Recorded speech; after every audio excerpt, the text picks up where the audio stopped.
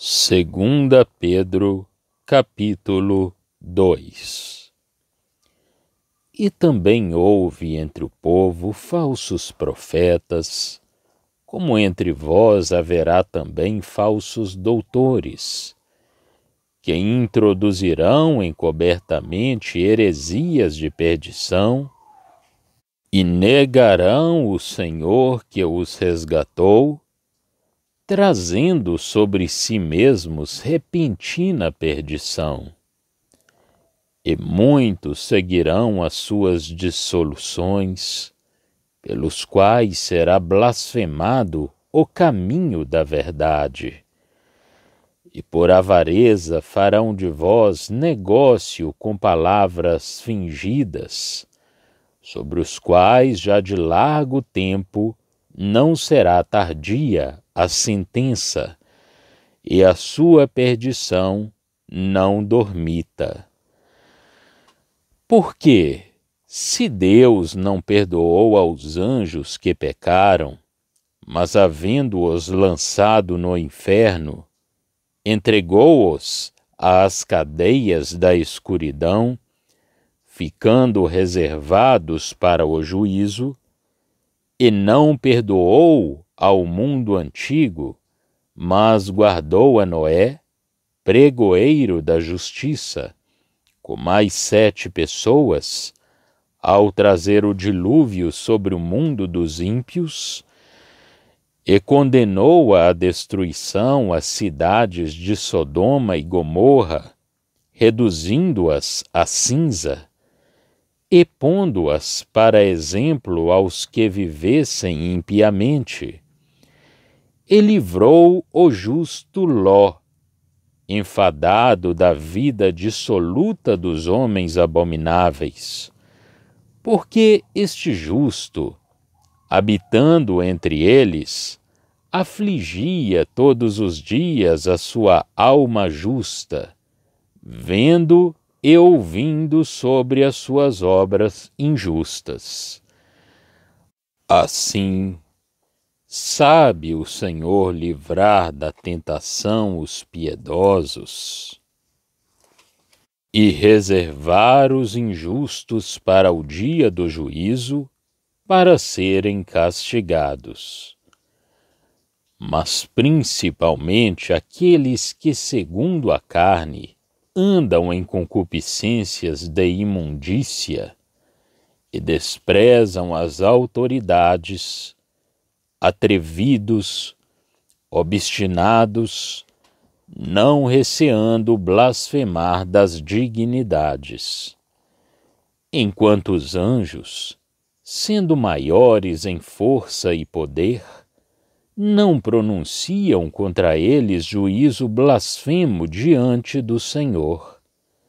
Mas estes, como animais irracionais, que seguem a natureza, feitos para serem presos e mortos, blasfemando do que não entendem, perecerão na sua corrupção, recebendo o galardão da injustiça, pois que tais homens têm prazer nos deleites cotidianos, nódoas são eles e máculas, deleitando-se em seus enganos, quando se banqueteiam convosco.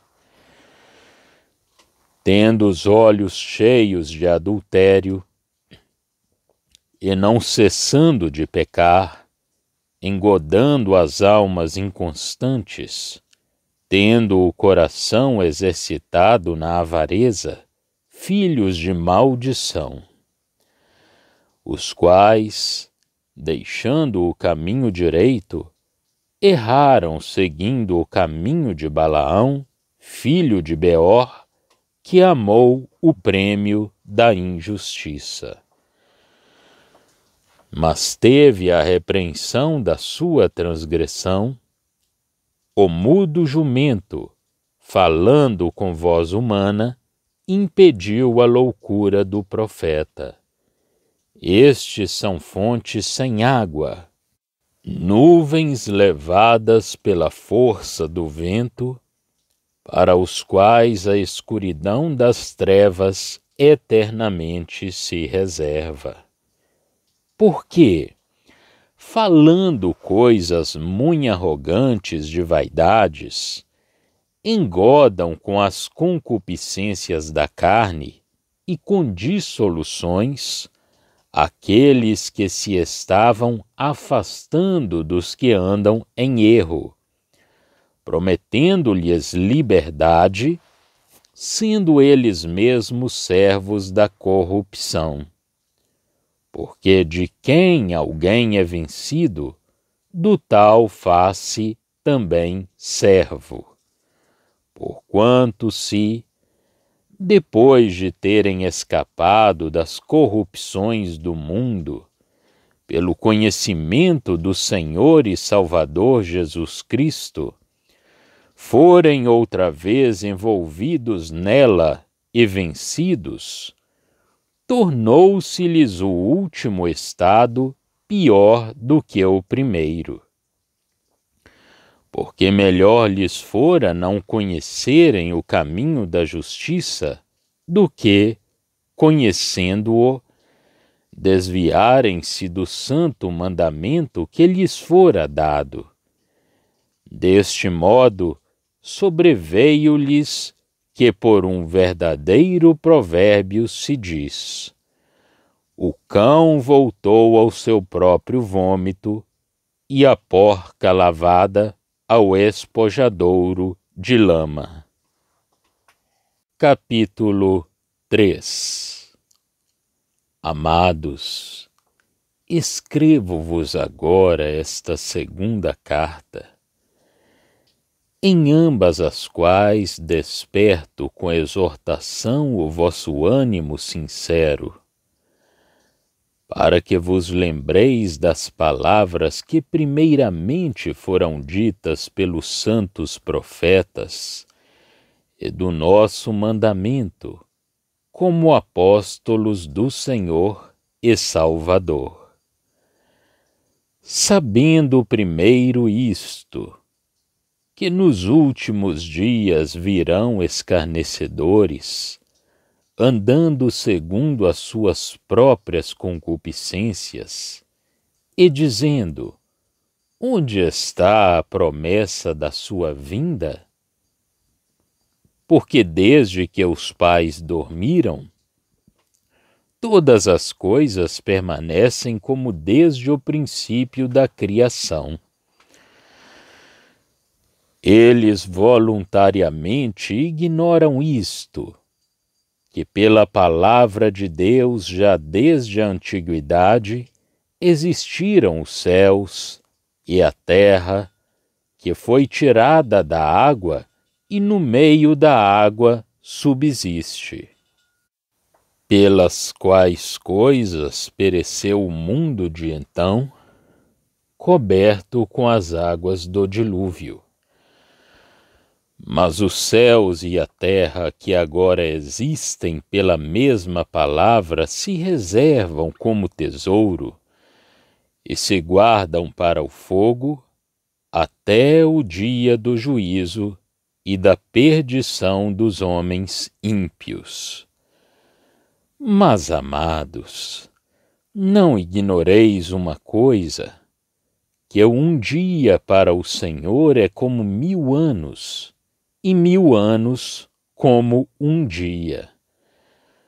O Senhor não retarda a sua promessa, ainda que alguns a têm por tardia, mas é longânimo para conosco, não querendo que alguns se percam, senão que todos venham a arrepender-se.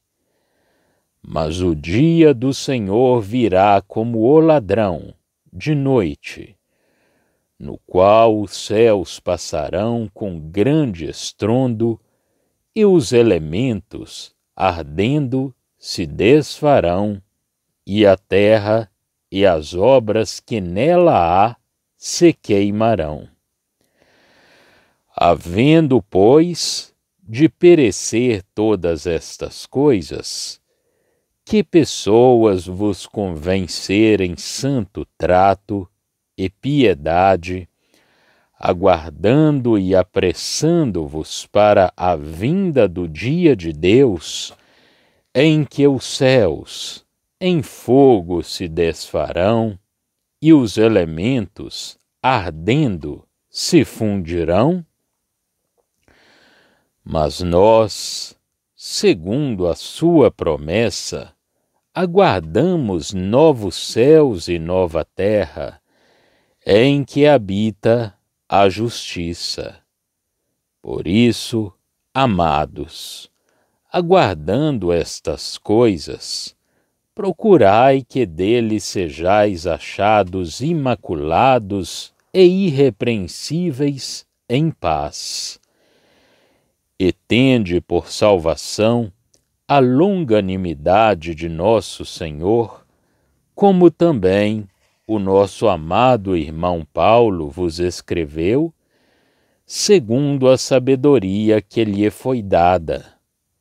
Falando disto, como em todas as suas epístolas, entre as quais há pontos difíceis de entender, que os indoutos e inconstantes torcem, e igualmente as outras escrituras, para sua própria perdição. Vós, portanto, amados, sabendo isto de antemão, guardai-vos de que, pelo engano dos homens abomináveis, sejais juntamente arrebatados e descaiais da vossa firmeza. Antes crescei na graça e conhecimento de nosso Senhor e Salvador, Jesus Cristo. A Ele seja dada a glória, assim agora, como no dia da eternidade. Amém. 2 Pedro, capítulos 2 e 3. Capítulo 2. O primeiro capítulo da segunda epístola de Pedro nos tem ensinado, por assim dizer, acerca do aspecto divino da posição cristã. Esta foi comunicada pelo apóstolo para instrução, nestes últimos dias, aos crentes da circuncisão. Os dois capítulos seguintes nos apresentam, por outro lado, as duas formas de mal que caracterizam os últimos dias: os falsos e corruptos ensinamentos de homens perversos e a incredulidade que nega o retorno do Senhor em virtude da estabilidade da criação visível. Os primeiros realmente negam o Mestre que os comprou. A questão aqui não é sobre o título do Senhor, nem sobre a redenção. Antes, o apóstolo está fazendo uma comparação.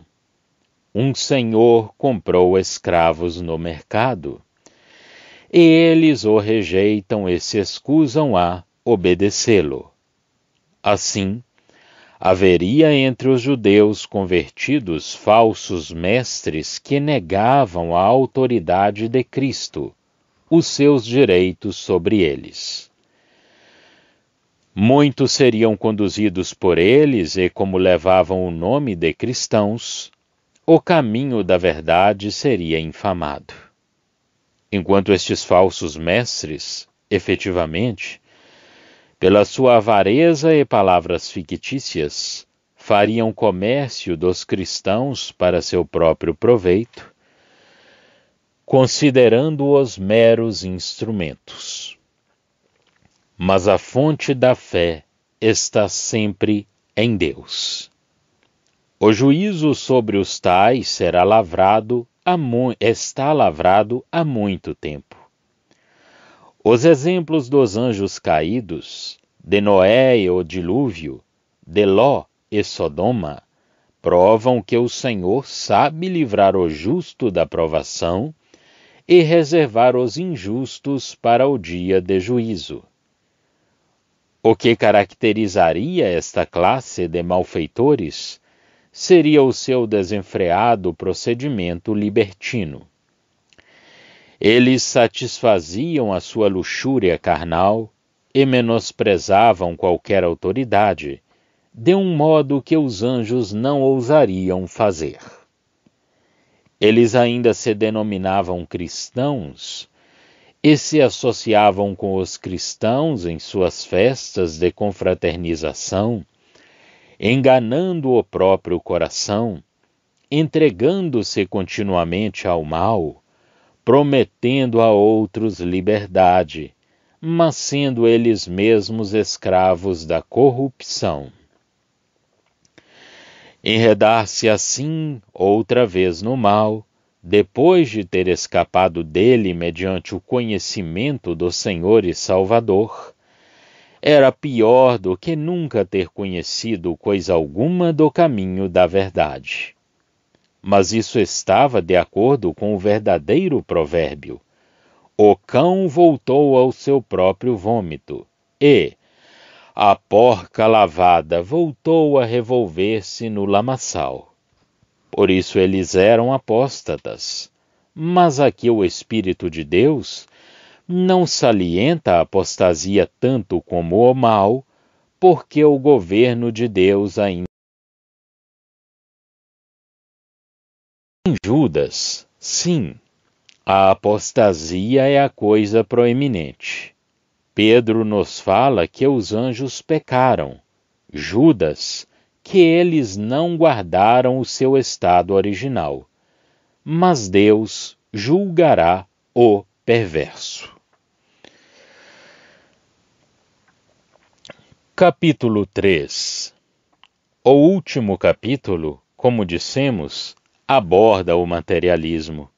Confiança na estabilidade daquilo que pode ser visto, em contraste com a confiança na palavra de Deus, que nos ensina a esperar a vinda de Jesus, o retorno do Senhor. Os apóstatas julgam pelos sentidos. Não há, dizem eles, nenhum indício de mudança. Versos 3 a 4.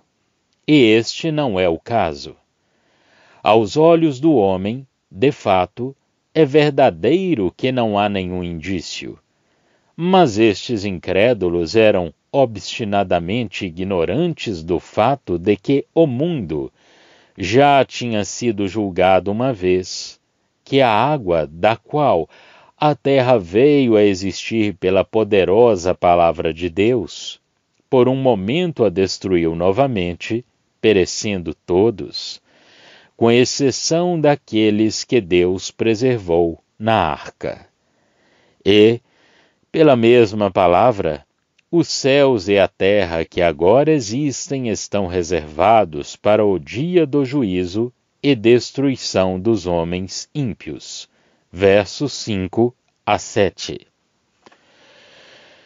Não é que o Senhor seja relapso no cumprimento da promessa do seu retorno, mas é que ele ainda está exercitando sua graça, não desejando que ninguém pereça, mas que todos cheguem ao arrependimento. Para o Senhor, um dia é como 1000 anos, e 1000 anos como um dia. Mas o dia do Senhor virá, no qual todas as coisas passarão, e os elementos se desfarão com o calor abrasador, e tudo o que há na terra será consumido. Verso 10. Consideração solene para os filhos de Deus é que isto os mantenha em completa separação do mal e de tudo o que é visto, esperando e apressando o dia no qual os céus serão desfeitos, e os elementos se derreterão com o calor abrasador. Versos 11 a 12. Tudo aquilo no qual estão fundadas as esperanças da carne desaparecerá para sempre. Não obstante, haverá novos céus e nova terra, na qual habitará a justiça.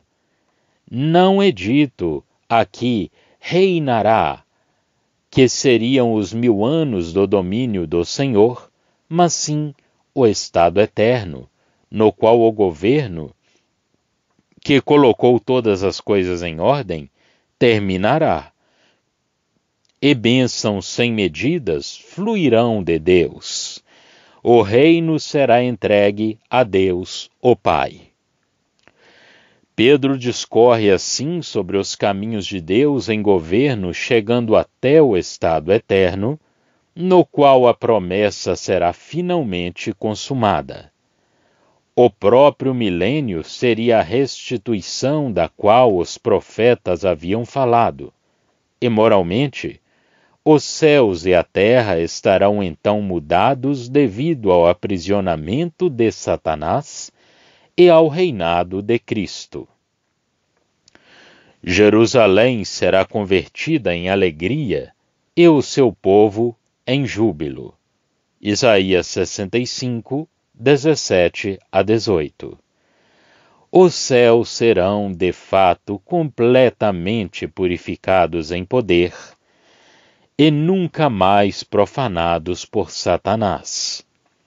Os santos estarão acima no seu estado eterno, e a terra também será libertada, mas ainda não finalmente livre. Porém, materialmente falando, a dissolução dos elementos era necessária para a renovação de todas as coisas. Observamos que o Espírito não fala aqui da vinda de Cristo, exceto para dizer que ela será ridicularizada nos últimos dias. Ele fala do dia do Senhor em contraste com a confiança que os incrédulos têm na estabilidade das coisas materiais da criação, embora, como demonstra o apóstolo, estas coisas dependam da palavra de Deus. Naquele dia, tudo em que os incrédulos descansavam e ainda descansarão será desfeito e acabará. Isto não será o começo do dia, mas o seu término. E aqui podemos estimar que este dia, conforme as palavras do apóstolo, durará 1000 anos, ou qualquer longo período que o Senhor achar conveniente. A consideração da solene extinção de tudo em que a carne descansa deveria levar-nos, por assim dizer, a andar de um modo que, quando o Senhor vier para introduzir este dia, sejamos achados imaculados e irrepreensíveis em paz, considerando a aparente demora apenas como a graça de Deus, sendo exercitada para a salvação de almas. Nós bem podemos esperar, enquanto Deus faz uso deste tempo para resgatar vidas do juízo eterno, conduzindo-as ao conhecimento dele mesmo e salvando-as com uma salvação eterna. Isto, diz o apóstolo, tinha sido ensinado por Paulo, que escreveu aos crentes hebreus acerca destas coisas, como também o fez em suas outras epístolas. É interessante ver que Pedro, que tinha sido abertamente repreendido por Paulo diante de todos, Gálatas 2, de 11 a 14, apresenta-o aqui com todo afeto. Ele salienta que as epístolas de Pedro contêm uma doutrina excelente, deturpada por aqueles que eram instáveis e não ensinados de Deus. Pedro realmente não abordou os pontos que Paulo havia tocado. Contudo, isto não era um impedimento para ele se referir aos escritos de Paulo, reconhecendo-os como integrantes das Escrituras, como também as demais Escrituras, diz ele. Este é um importante testemunho e, aliás, confere o mesmo caráter aos escritos de um homem que pode assim falar. Que os cristãos estejam atentos e não permitam ser seduzidos pelo engano dos homens abomináveis.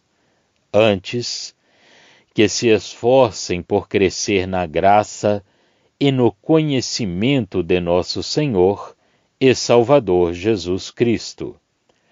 A Ele seja a glória, agora e para todo o sempre. Amém. Fim dos estudos na Epístola de 2 Pedro. Já estão disponíveis para leitura os comentários do Novo Testamento e do Antigo Testamento de João Nelson Darby.